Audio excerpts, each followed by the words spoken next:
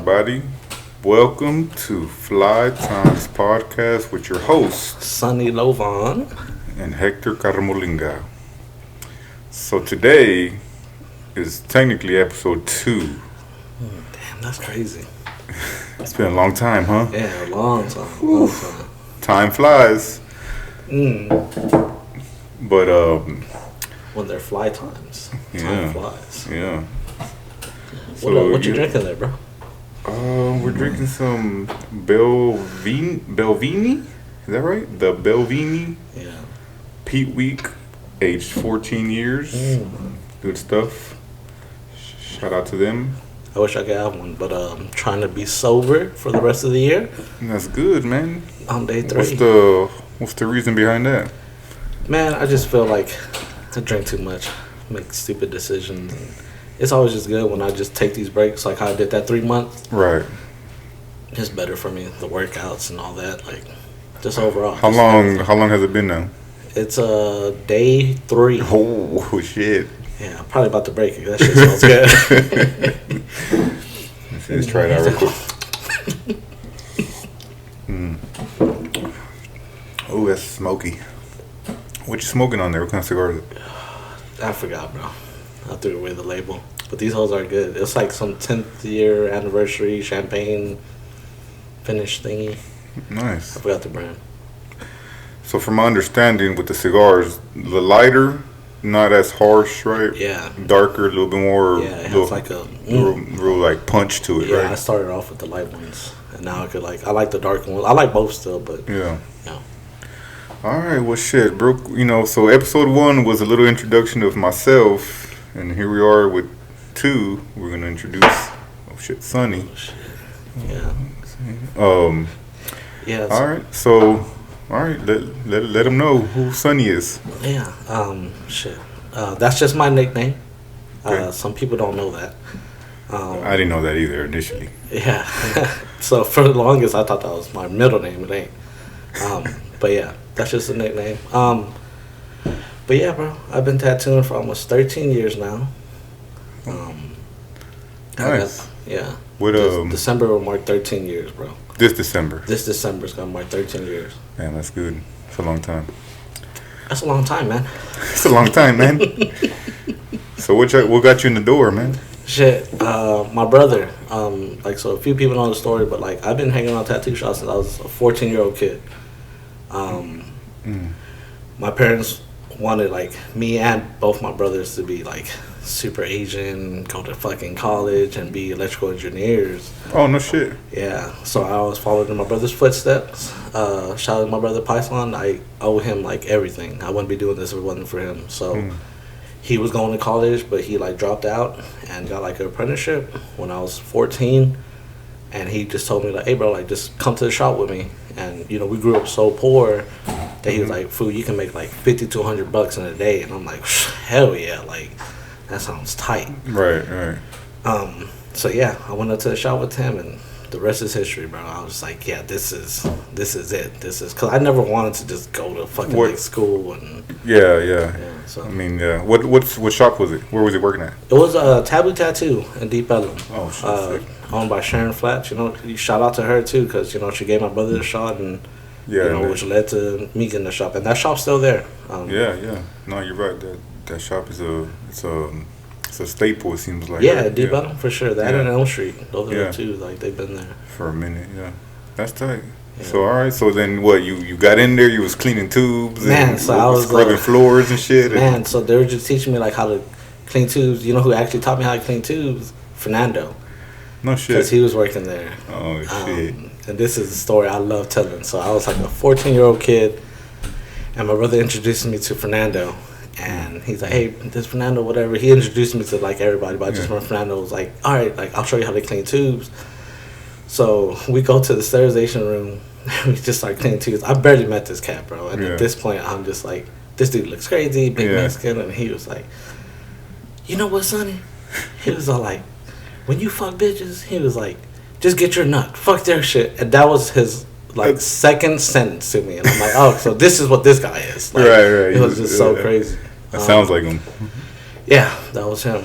But yeah, I used to just go up there on like weekends, and I was just kind of like, yeah, like this is what I want to do. My brother dropped out, and like I said, he's such a big idol of mine. I've always looked up to him, so it was just natural that I was like, cool, I'll just follow in his footsteps. And there's an artist, Jacob. Okay, yeah. And he worked at Lucky's. So at this time, Sharon owned 3 shops. There's Tigger's, Taboo, and Lucky's. Right. And he came by, and I used to like draw all the time when I was up there, because I've always just drawn, but never like tattoo stuff. It was just anime and shit. So I was just drawing stuff. And the guys at that shop, you know, like I feel like they weren't ever really trying to. For me, it didn't seem like they wanted to like really put me on. I don't know.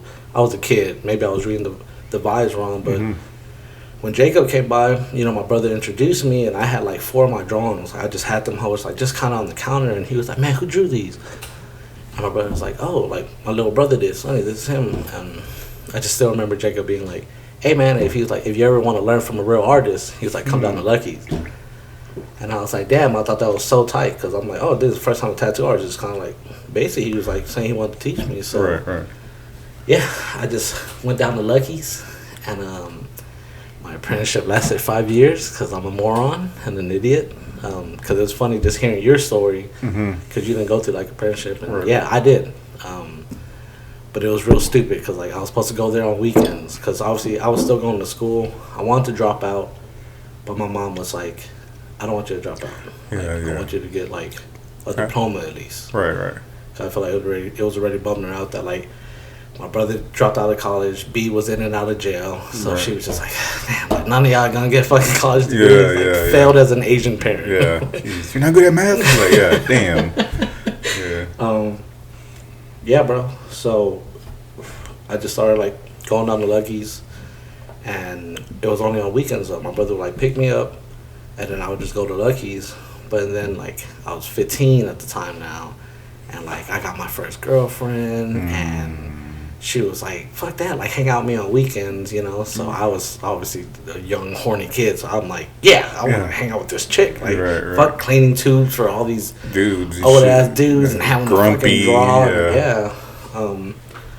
So it was very just like in and out of that. So, but like I technically had an apprenticeship, right? Yeah. But I guess I always say that, but it's not like I was just there like 5 days a week. It was just on weekends. So that just kind of continued till I was 18. Okay. And then when I was 18, Sharon was kind of like, hey, I want you to apprentice here. So I was like, okay, that's cool. So her rule was you have to work for me for a year, like you'll get paid, and then you'll get the apprenticeship. So at this time, my brother worked at Tigger's. Okay. And I was working at Tigger's, and I loved everyone at Tigger's. Like, shout out to all the guys at Tigger's. There's Caesar, Hector, Jake Johnson, and my brother. And the other 2 counter guys, Billy and Tin, like, we had such a good crew going. And we were working there for a year, and, like, these dudes used to hype me up like crazy. I was like, you know, at the time I was 18, but they had met me. But they're just like, bro, you're so cool. We can't wait for you to start tattooing. We can't wait for you to start tattooing. We can't wait to start teaching you.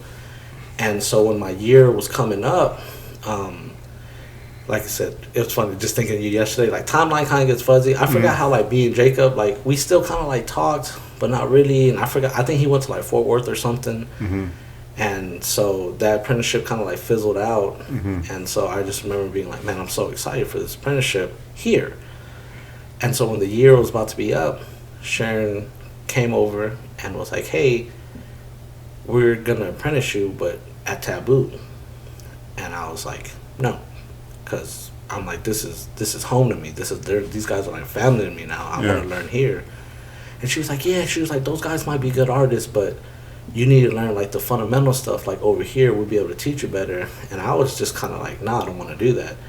So she actually fired me. So then I hit Jacob up, and I was like, damn, bro, I just like got fired. I want to do this tattoo shit. So he was working at this shop, Knuckle Up Tattoo in Fort Worth. Shout out Drago. That's the owner of the shop. And so I started going up there. And I remember I did my 4th tattoo at this point. Because I had did 3 tattoos before, like on some bullshit. But I did this 4th tattoo, and I just remember, I forgot even why they were letting me like do this tattoo. But I did this 4th tattoo up there, and I actually did like a really good job on it. Like, even to this day, I'm just like, that was a good 4th tattoo. I got lucky. All the stars aligned. So Drago saw it, the owner, and he was like, "What are we doing having this kid apprentice? Like, he's better than me already." So from my 5th tattoo to now, I've been tattooing on paying people. Yeah. Oh, okay. So I was fucking up tattoos left and right. Yeah. To this day. Yeah, still the one I did today, right? Yeah, it was nerve wracking because because usually like apprenticeship works like, you build up your chops and then like you start telling people like, hey, I'm doing free apprenticeship tattoos. I'm gonna fuck you up, but let me tattoo you. Yeah, and it's free. And I couldn't do this for people, right? Because there are people like coming in and it's like $80 for this kanji, and I'm like, all right, and they'll be like, how long you been tattooing? And I like was lying all the time, like, oh, like 3 years. Right. So that went on for a bit and knuckle up. I was just fucking up tattoos, and I was like, I hate this. This sucks. Like bad anxiety because. For the most part, only one dude tripped, which was funny. Like, only one dude was, like, kind of tripping on it, which Jacob fixed. And then he started just kind of beefing with the owner, so he went back to Lucky's. Oh, okay. So that's how I just, like, wound up, like, just going back to Lucky's and starting working at Lucky's. And, oh, okay. Yeah. Oh, okay. So when you went back to Lucky's, that's when you started to work there. Yeah, I went as an artist there. So, like I said, it's crazy, bro. When I even say, like, 5th tattoo on, like, it's just been on paying customers. Yeah. So, yeah, and started just working at Lucky's. And shit, you know how, like, Lucky's was. It was, like, a crazy, the schedule, just, like, 5 p.m. to 2 a.m. Right. was, like, a crazy schedule just, like, maintained. Yeah, that was ridiculous. But, yeah, I met, like, a lot of cool people there. Like, I always say I have, like, 2 mentors, like, Jacob. And then, shout out Francisco Sanchez. He's an amazing tattooer, and like I met him there. No, I had met him before that. He wasn't working there at this time. I had met him when I was like 15 or 16. And he was always just like pushing me, like, bro, like you need to start tattooing right now, because at the time I wasn't tattooing. I was 16. But I met like a lot of the core people that really helped my career, like. Just associated with that shop, like Rember and Robin, people like that, bro. So yeah. But worked there for about 3 years, and that was like a really crazy 3 years. I was messing up like tattoos, and I always struggled with like confidence. That's like a thing like I've always struggled with until like as of late, really. Right. But. Yeah. I feel like that makes sense. Starting off tattooing, I feel like the confidence level ain't always there. You know what I mean? Yeah. And it wasn't for me, and it sucked because since I was basically 15 and hanging around like Jake and my brother and Hector, like Caesar, all these foods used to hype me up. Like, and I remember Juncha, like. Oh yeah. I remember they were like, bro, that's gonna be like you, because he was that young cat and like just out the gate started kidding it. So in my head, I'm like, cool, when I start tattooing, I'm gonna be a beast, right? Like they keep telling me that. But why would it? Like, it's not like I worked super hard. Like, of course I drew and all that shit, but I was just still fucking up tattoos. And no knock to like Jacob. Like, I appreciate him giving my shot, and he's an amazing artist, but I don't think he was like a good teacher, because just because you're code, I don't think that means you could teach well. No, of course, yeah. So I just feel like he didn't really teach me tattooing well, and like even when I was just kind of like, why are my lines still fucked up? Like he was like, man, like it was just almost one of those like figure it out. He would always say that too. He's like, I had to chunk you in the deep end, and that's like his approach, and it sucked for me. Like I said, 5th tattoo on, like I was still fucking up tattoos. So at this point, I've been tattooing like almost like 4 years, I think. Like that timeline gets like real blurry, but I was still like. Not making that much money. I was living in my brother's garage. We converted into a room with no lights, there was one light. There was no windows. It was just like super dark. So now that I think about it, like very just depressing. Everything like having to work at Lucky's when it was like the slow shop in like Deep Ellum. But this is when like the recession hit too. Right. And all the deep, and then Deep Lucky's being where it was at, it caught you would just catch all the tail end of things, like all the stragglers almost that got either denied or weren't able to get in somewhere. So. Absolutely, and that's what Lucky's was known for. It's just kind of like I just remember even when I was like there as like 15, 16, 17-year-old kids still hanging out, when there was shit they didn't want to do, or like when they're about to close, because Taboo was open from I want to say 12 to 11 on weekdays, they would always be like, "Oh, just go to Lucky's. They sell open till like 10 a.m. or whatever." That was like the thing we just always said. So that's where like us artists that worked at Lucky's is how we made our money, because they're like, "Oh, we couldn't get in at Taboo or Ticket." Or Elm Street or whatever. So they just fucking would straggle along over there. No, you're right. So I just remember just struggling there. I'm just living in this like garage room, which, like I said, shout out to my brother, bro. Python tattoos _ tattoos, something like that. Because he wasn't charging me rent, because I just got to stay in this room, and he was the reason I started tattooing.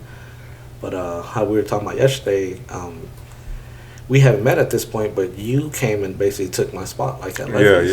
Yeah. And hearing you talk about like how excited you were like to go to Lucky's, it was crazy how excited I was to like leave. Like it had really killed the love of tattooing for me. Like, no knock to like Spank and Fernando and all them, but like as an artist, it was hard to just like be there. Like, I was having to work like 7 days a week, and I just still like sucked at tattooing. I was just hating everything, bro. Like, I was hating life.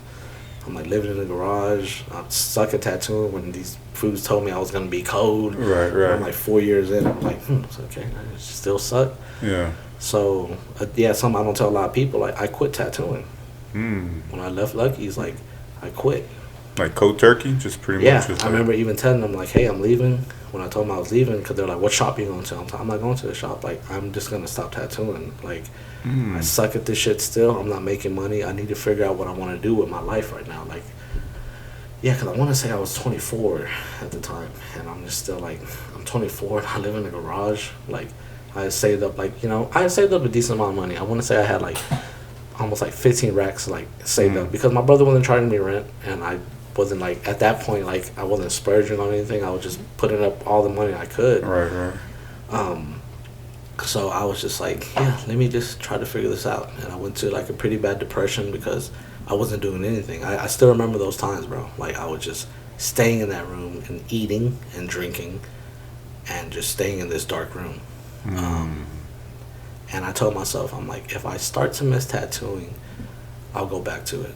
And if I don't, I'll probably try to be an art teacher, because, like I said, I had like college credits already, and I'm like, I want to do something with art. I like art. Okay. So I was like, maybe I should just, go to the Art Institute, get a degree, and try to start teaching art. I don't know. I was just like, I don't know. So I sat to him it was about 3 months. I wasn't working or doing anything, and I remember being like, man, I want a tattoo. And once that happened, I was like, cool, I need to try to find like a shop. And one of the counter guys that worked at Tigger's told me like, hey, hit up Mike, and I forget his last name. I feel really bad right now. He used to be a big artist in like Deep Ellum, and he owned a shop called Iron Monkey in Irving. It was by the Irving Mall. Okay, I know who you're talking about. I know who you're talking about, actually. He like a skinnier white guy. Yeah, and he had these badass like white tattoos on his face done by Joby Cummings that were like white ink. Is his old lady pretty tattooed? Yeah, I just tattooed it at the shop like a few months back. So she has sleeves. Judith, I'm actually about to tattoo her like next month. I think I know what you're talking about, because Mike, man, I fucking forgot his last name. But he like was like, bro, he's like, you're cool, and I went to go work there. So this time, I still kept in contact with Frank, and he was working at Cat Tattoo. And this is when him and Remember, like, this is a story I feel like probably a lot of people don't know. Like, Frank and Remember always, like, they were really good, and they were really cold at Lucky's, but when their careers really blew up, it was because of Cat Tattoo. The people that met at Cat Tattoo, they started learning about flow and making really good money, because there's just like, I remember being in high school hearing about Cat Tattoo, like all these ads, like rest in peace Terry Mayo. Like, the dude did a phenomenal job of marketing. Like, Cat Tattoo was that first shop that was just like, it was like the shop to be or get tattooed at, it seemed like, for a while. And I remember I was like, I want to be at this shop, because Iron Ink, like, it was slow, and like Mike didn't really tattoo that much, and there was like this other dude that worked there. He wasn't that great. I don't remember his name. And I'm just like, man, I'm not really going to grow here. So I was there for a few months, and Frank was just like, hey, there's an opening at Cat. And I was like, awesome. So, I had to tell Mike, like, hey, bro, like, thank you for everything. Thanks for this opportunity. And I got into Cat, and that's when I feel like my career was just like, it just got like a second rebirth, bro. Like, I went in there, and I remember, like, I had no clientele, nothing. And I remember I was starting to do black and gray already, because I did some at Lucky's like for free. Yeah, yeah. I mean? And even at Iron Monkey, I was just trying to do shit for free, like boost up the portfolio. So I had a decent looking portfolio, and like, you know, Terry like liked my shit, gave me a job there. Mm-hmm. And I went from having no clientele, and then going there my first week, like I remember I was booked out a week. And I remember it was an insane feeling, because I'm like, this is crazy. I'm like, I actually, like, I was working 6 days a week, and I'm like, I literally have an appointment every day for this upcoming week. Yeah. And it was an insane feeling for me. And I used to get stressed out, like, dealing with that, because I wasn't used to it. So, like, this is why I still do this to this day. Like, you know, Frank was like my mentor, and I did everything like he kind of told me to do. Mm-hmm. So, you know, like, it'll be Monday. That was like I always took Sundays off. So Monday would be like the first day, like, of my week. And I would always look at my schedule, and I'd be like, fuck, man, I got this super difficult tattoo, like, coming Thursday. Like, whatever it was. Yeah. And it would stress me out to no end. And so I was talking to Frank about it, and I'm like, bro, I'm like, how do you handle like this? Like, you're booked out months, like, yeah. And he was like, don't look at anything until the day of. Yeah. And that's why it started. It's not like the best habit, but it helps me, because now I don't stress about anything. Yeah, what's coming in a few days, you just worry about today. Yeah. I literally, and so to this day, fucking, you know, that was year 4 or 5 of like tattooing, I want to say. So 8 years ago or 9 years ago, like, I still do that. Like, I literally like wake up, do my routine, and then I'll look at like, oh, what do I have for the day? Yeah. So I've been doing that for like. No, that makes sense, because you just kind of mentally prepare for that day. Yeah. You know it's coming. Yeah. So. Okay, shit, that's time. How long did you work at Cat? I worked at Cat for, I want to say 3 years, a little over 3 years, and it was great. Like, I literally, it was the first time I started traveling. Like, when I tell you, like, my first week at Cat, I made more in that first week than I did like at a month at Lucky's or Iron Monkey. Like, I remember being like, oh shit, I'm legit like making decent money now. Like, even like I was just tattooing all these, like, because like I said, Cat Tattoo, you know, rest in peace Terry, but he did an amazing job, and like all these people coming in, like, that's when he was like, you have to charge $150 an hour. And I remember, like, said the whole confidence thing still, and I'm like, I'm not good enough. He's like, I hired you, that means you're fucking good enough, like, you're gonna do $150 an hour. And I was like, all right. And I still didn't, because of you know, Rick Clips. Shout out to like Rick, he owns that Genesis shop. This dude was like light years ahead of me in tattooing, and he worked right across from me, and I would see this dude work like 10 hours and be like, all right, bro, we'll do $500. And that piece he did, like, shitted on what I was working on. So I'm like, well, I can't, in my head, I'm like, I just did 4 hours, but this piece looks like shit compared to Rick. So I'm like, I can't charge this dude $600. Yeah. So I was charging really cheap. But even at that, like, these people were just tipping like $100, $200. And I'm like, this is like crazy. So I remember I started saving up bread. And I remember I did like my first convention with like Frank, and we traveled, and I remember I had enough money for like a plane ticket and a hotel. Yeah. And all the shit. And I got my first place too. I just remember like, I'm making real money now. And like at this point, I'm like almost booked like a solid month. So I'm like, I got guaranteed like income. So that shit really helped out my career. But this is around this time, Frank, I never got to work with him. Like, so even when I got the job at Cat Tattoo had like a private studio. That private studio. Yeah, I remember. So he was over there. And I felt like I was always chasing, like, let me go work with Frank. I'm like, this is my mentor. Like, and this is what I tell everyone, bro. Like, I worked 6 days a week, and I would watch him tattoo, like, on that 7th day. And even when I finished with my appointment, I remember, because people that know Frank knows his schedule is very, like, he's tattooing, like, super late. So by the time I get done, he'd still be tattooing. So I would just go sit there and watch him. Right. And that's why, like, I credit him to, like, how good I am at black and gray. Like, yeah, you picked up a lot from him. Yeah, I attribute it all to, like, Frank, bro. Like, everything of it. So when I finally got enough appointments to be, like, appointment only and go to, like, that appointment only shop, he left. And him and Rember went to Rebel Muse. Oh, right. And I'm just like, I'm never going to be able to work with this dude. Yeah. And then they eventually opened up their own shop, which is Dark Age, like in Denton. Right. So I remember when I was leaving, I wanted to go work with him. And I remember this is crazy, bro. Like this, I don't think I had my feelings hurt this bad like in a while.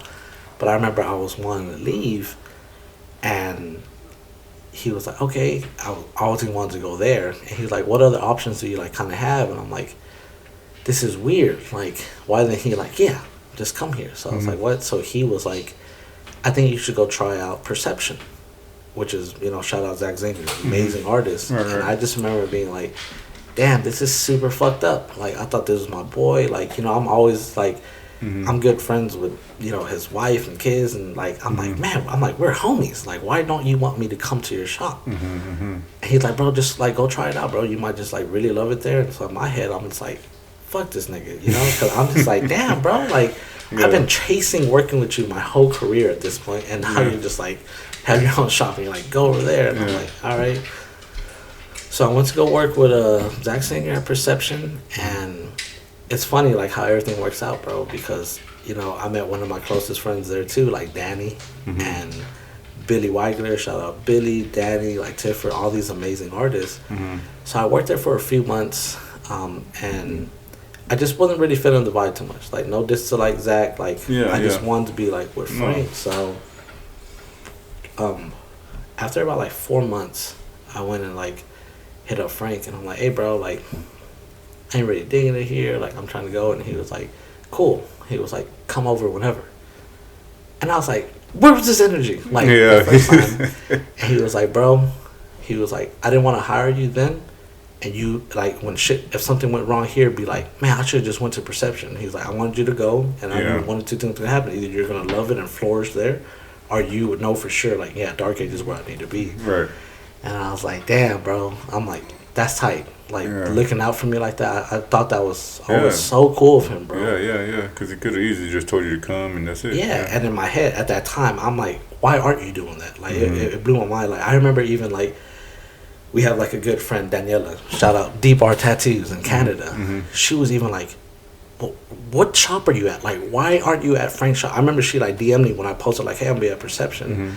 And I remember even, like, just DMing her, and I'm like, I don't know. I'm like, Frank didn't want to hire me, and she's like, yeah, we're like best friends. Like, what's going on? And I'm like, I don't know. Yeah. But it was Frank that, like, a chick from all the way up north in Canada was like, what the fuck's going on? Yeah, she caught wind of that shit. Yeah, like why are you at this shop? So, yeah, that was cool. Interesting. Yeah. I thought that was so cool. I love looking back at that, and so yeah, then I started working at Dark Age, which, man, it's an amazing studio, and I loved it, you know. I was finally kind of like, I'm finally working with Frank, and I remember, like, I even got the station right next to his, so I'm like, this is fucking awesome. This is like really awesome. And, you know, so at this time, I'm still like, you know, I'm appointment only. Like, I have like my own clientele, but everything at this point is still like a 60-40 cut. Everything, you know, and I'm just like, damn. And, you know, I kind of like wanted booth rent at like Dark Age, and like couldn't get it. Right. And so I worked there for almost like 3 years, and I just remember being like, man, like I was making decent money, but I'm like, a lot of my other homies, they're making a lot more money because they're just paying this booth rent thing. Right. So, and it's funny, like full circle shit, like going to Perception, you know, I got really cool with Danny and Billy and Tiffer. Right. And they had that open up shop. Right. Folklore Trading Company. Yeah. So I hit them up because I remember, like, I didn't like Denton, bro. I won't lie. It's just like, it's not my vibe. Very hipstery and shit like that. Far and shit. Yeah, and like I'm just like, I'm a Dallas native. How long did you work at Dark Age though? Like 3 years, bro. Oh, so yeah. I worked there a good amount, you know. Oh yeah, so this wasn't like a quick like like I don't like this whole. No, you wrote it out for as long as you could. Like, you did your time there. You spent enough time, and you got to really work with Frank and shit. And it was cool. You know, I got like cool with Frank and like remember, and those two dudes, like, you know, to me, like they're just two like some of the best artists, man. Like they're just in their field, respectively. Yeah. No, but they're definitely that. Yeah. Yeah. So I felt like I just learned like a lot, and so I remember like I was at this point like I wasn't super cool with Danny, but I was really cool with Billy. Yeah. So I remember hitting him up, and I'm like, hey, are y'all hiring? Because their main thing was like, nah, they just wanted them three in the studio. It was this was like the first like private studio I knew of. I'm like, this is a straight up just private studio, like where it was just them three. And Billy's like, man, he was like, let me talk with the guys and I'll let you know, because he's like, I'm super down for you to come. And I remember at this time I was thinking, I was like, this fool Danny's gonna say no, because at this point, like I said, I wasn't that cool with him. We knew each other, but I kind of knew how he was, and I'm like, yeah, this fool's gonna say no. Right. And he actually said yeah. Oh, so I remember like leaving Dark Age, which was really hard for me. I was about to ask, how was that? So it was crazy, bro. I don't think anyone likes quitting. Nah, it's never a good feeling. Not a good Especially feeling. when you love it where you're at. Yeah. Yeah, I don't know how hard it was for you, like with the fine line thing. I'm sure you're so torn. Right. Yeah, bro. I remember like having like a panic attack. There's so many times I'm like, all right, just talk to Frank, and I couldn't. Yeah. And I just fucking couldn't. And then I remember I just pushed it back so far that I'm like, I gotta do it today. I forgot how it like played out, but I'm like, I have to do it today. Like I had already got like my loft, the mosaic that I was living in.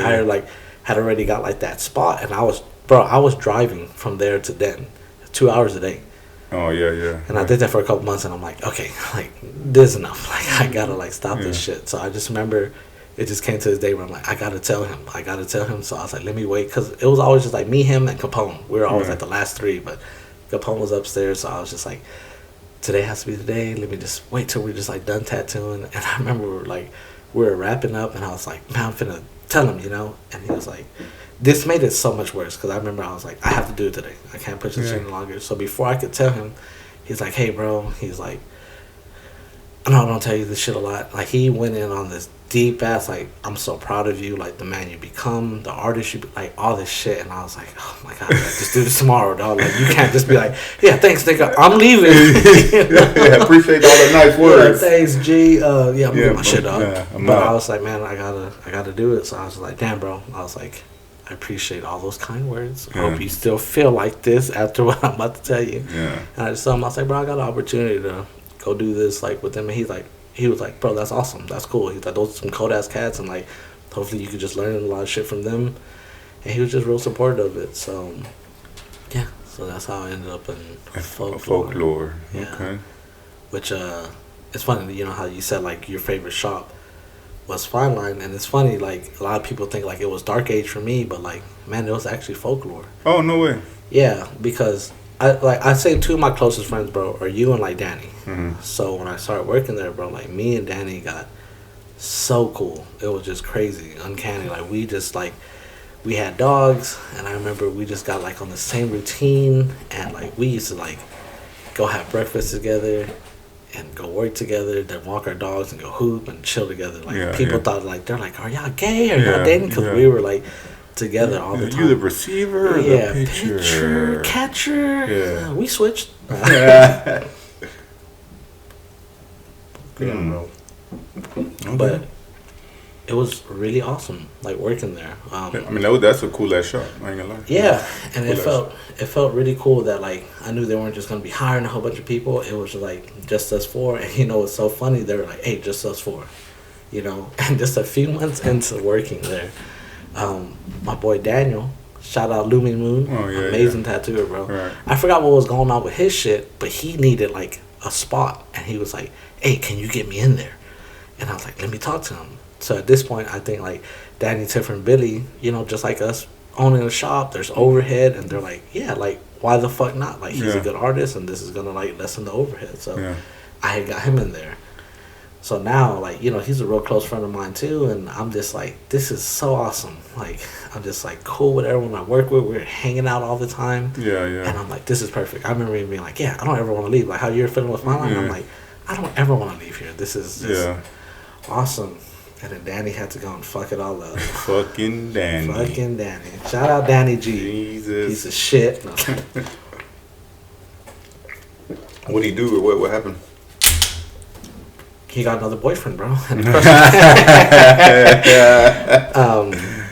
So Danny was raised in Houston. Oh, okay. And he's a big mama's boy. Respect to him, bro. I love it. He takes care of his mom like no other. And he was missing his mom, bro. So I couldn't be mad. He wanted to go back to Houston because he's like, man, I want to be by my mom. Like, I hate that I don't get to see her that much. And he's like, I want to be by her. So he left. But he was still like owner, but like he was gone, so that really changed the dynamic. Because at this point, bro, like, I'm not gonna put people's business out there like super hard, but like Billy, he's just a married man, bro. He reminds me just like you. Like it's very like work and like he would go chill sometimes, but like he would just want to go home, be with his wife. Tiffer was like in a real committed relationship. Daniel too, so I was feeling like very alone at this point. Cause I'm just like, damn, like Danny was like, bro, that was like I didn't. It's funny just to even sound like this. Like I didn't know how to like live life without Danny. I was so used to like, yeah, we're gonna do breakfast together. We're gonna work together. We're gonna Y'all was each other's almost routine. Yeah, bro. Yeah. And him leaving, I was like, what's going on? This is weird. Like, where's my routine? Where's my other half? Yeah. Yeah. So he like left, and that really changed the dynamic of it for me. Right. And then what sucked even more, like shortly after he left, like fucking Daniel left. Oh no shit. Yeah, and he went to like Fort Worth, and I was like, damn. So now it was just me, Billy, and Tiffer, and at this point, like I said, yeah, they weren't in and out. Yeah, like we didn't hang out like outside the shop, so it felt very almost like a job almost, because I would just like come in and like it was just like working, like. Not gonna work. He's gonna be interrupting the podcast with these cigars. Good thing it's video and not just audio. Like, enjoy me smoking. So yeah, when he left, I was just like, damn, this is a bummer. Then Daniel left, so I was just like, whatever, I'll make this work. And so at Folklore, I don't really remember, there was like that back room. I don't know if you ever went when I got like that. Yeah, that back room by the restroom. Yeah. So I remember like I had my own restroom. I had like my own shop, and I remember being like, oh, this is kind of cool. I felt like this was like my shop. I got to just play my music, which you know how I feel about music. Like I'm like, cool. Yeah. Drake all day. No one telling me like to change Drake all night. Yeah. Draking and driving. Driving. So yeah, I was doing that for a few months and like really loving it, and everything was still cool. Like, but it was very different from when I first started working at Folklore, because Danny's not there. Yeah, almost like a disconnect, because it's just like, Billy and Tiffer weren't gonna have breakfast with me. Like they had their own shit going on, right. So they're just coming to work and then leaving. Yeah, Maybe we would go out a couple times like for some drinks and shit, but like. Me and Danny, like, Danny didn't really drink, so I didn't have to, like, drink to hang out with him. So that even felt healthy for me, like, a healthy part of my routine. Like, cool, I'm hanging out with a dude that, like, I don't have to drink, because most of the time that's what it was, like, tattooers. Like, go out and, like, drink. Get drunk, yeah. And that's what it was with, like, fucking Denver and, like, Billy. So, everything was going pretty smooth, like, just in the back. And I'm like, this is, like, cool. And then COVID hit. COVID.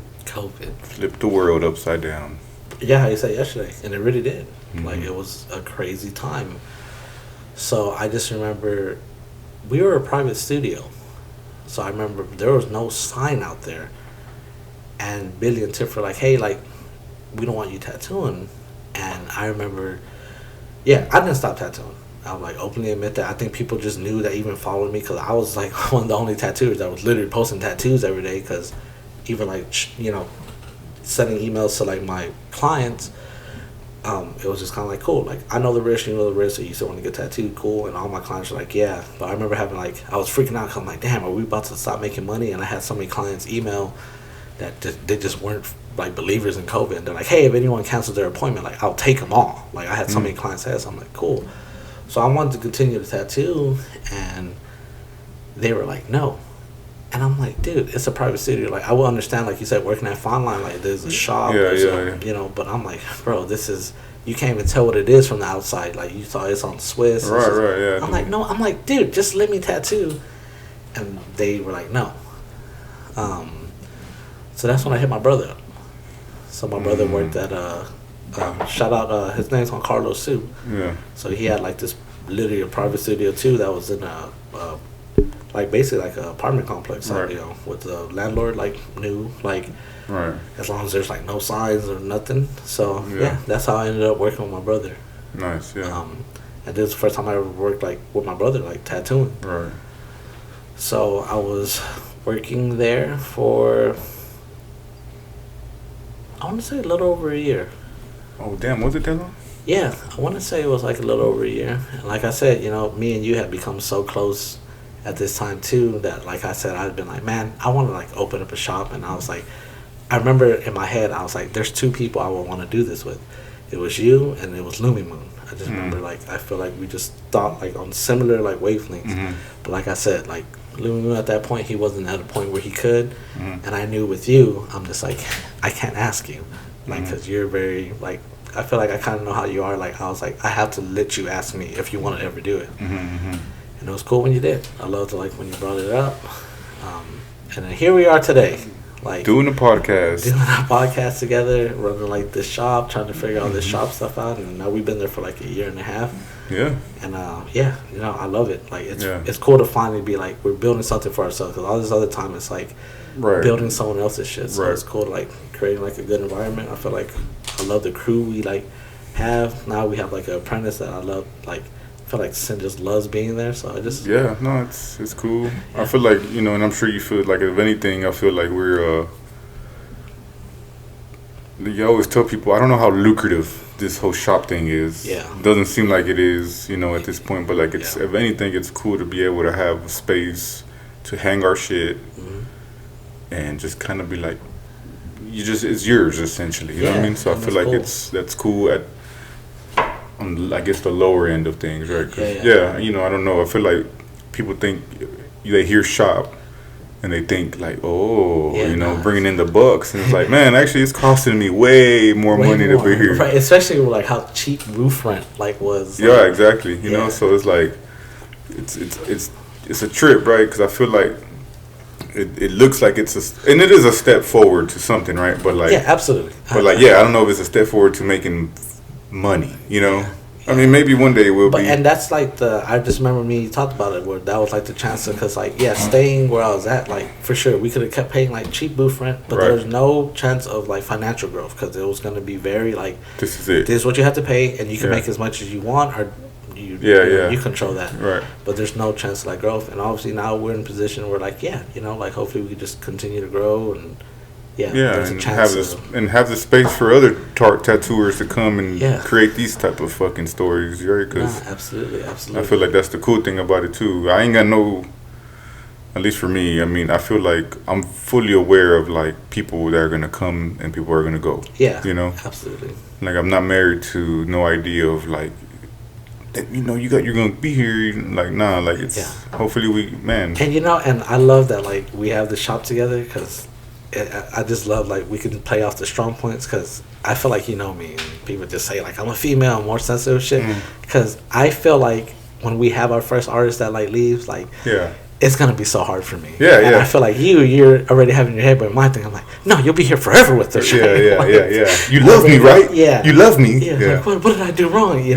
No, for sure. And I gotta get in my head too, like you said, like it can't be like forever and but it's easier said. No, for sure. I mean, it's gonna be a bummer, and it's gonna be like just to put all the cards on the table, it's gonna be a financial bummer too. For sure. Because at this point, obviously. Whatever, right? Like you do have an artist or two or three there, and they're paying their whatever they gotta do to pay to be there, and when they leave, it's gonna suck. But like, at least for me, like it's cool to have this idea of like people coming in and establishing themselves and doing what they gotta do and fucking be a free bird. We're all free birds. I feel like even with like when Kevin come to guest spot and obviously he's like a big fan of like Sin's work and stuff and he was talking about like like this is almost like trying to build this legacy. It's gonna be cool. Like hopefully everything like plays out great with like Sin, right? But I feel like I'm excited for him to be tattooing and like he'll always have to be like, man, like Hector and Sunny, like they gave me my shot. Just how we sat here and like how we shouted out, my brother, my mentor Jacob, and it'd be cool. Like I want this kid to say that about us, bro. No, for sure. I mean, it's kind of like you're right. I mean, it'd be cool, But like, I feel you. Yeah, it's a trip, right? But anyway, back to your story. But that's cool. I mean, shit. So how's it been so far? What just the tattoo ride that you've been on? Man, I love it. I wouldn't trade it for like anything in the world. Like how they always say, like we're like the closest things to like rock stars, right? Like where else to like?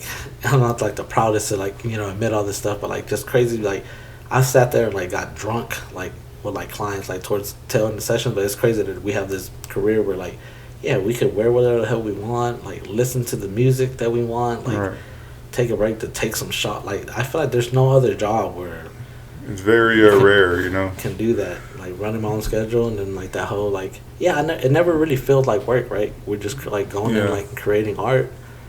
I love it. Like I said, I was 14 when I decided like this is what I want to do, and I've always said that too. Like even if I made like $30,000 a year doing this is what I would want to do. Right. I don't want to do anything else. Like I love it. Like I always said, even if I hit the lotto, became a millionaire, like I would still tattoo. Not as much.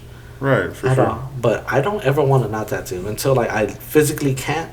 Is when I'll stop. But until that day, like even like that piece I was working on today, like the Aztec thing, like I enjoyed every second of today. Right. Like, and I don't ever want to stop doing that. Right. Like at all. But no, it's been tight, and like like I said, you're like my closest friend, and I met some of the people that are closest to me, like from this shit, bro. So, and it opened so many doors, like just being able to travel, right? I could go to New York and just like work and make bread. I'm about to go to Cali and work with Kevin at the shop he's like working at, and that's like a cool idea. Just like, we can essentially go. Like you're about to go to. Or Amsterdam. Yeah, do the Amsterdam convention. Yeah, that's crazy. How many other people can like work and like go to a cool place like that? Work. I'm sure there's like. But no, that's just one of the luxuries that we have of tattooing. Like one of the many like luxuries, and even like to a point where like being like appointment only is cool because like try not to do too much. But I know I'm guilty of taking advantage of like you can almost just reschedule shit when you need to just to do shit that you want to do. Like right. It's awesome. I feel really blessed. I always say, like, I know I'm not the richest dude, but, like, rich in the sense of, like, I love and feel very fulfilled, like, with tattooing. That is. Yeah. Well, shit. I wonder if we should, sorry, guys. We're just trying to figure out how to cut these things off. Yeah. But, Yeah, we'll figure out a cool catchphrasey thingy. Yeah, maybe have a nice little song to end the podcast or something, but street bread. Shout out Spank. He said he wants to do a intro song and outro one for us. So maybe we can figure that out. For free, right? We ain't got no street bread. Street bread. But that was Sunny Lovan. You can find him on Instagram. Sunny Lovan _tattoo. Is it underscore tattoo? Okay. I think. Yeah, I think you're right. Yeah. And I'm Hector _Carmolinga on Instagram. And always for sure check out the shop page, Time Flies Tattoo on Instagram. That's the best place. Check out everybody's work. We're trying to get better at posting on there and being active on there. So just keep a lookout.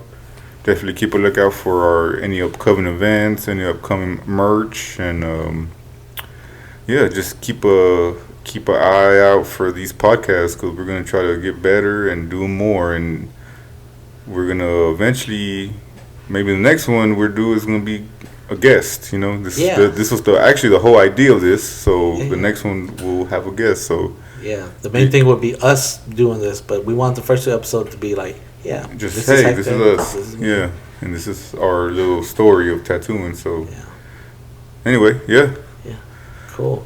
Logging out. I don't know. Hey. Logging out. Super gay. He didn't mean that.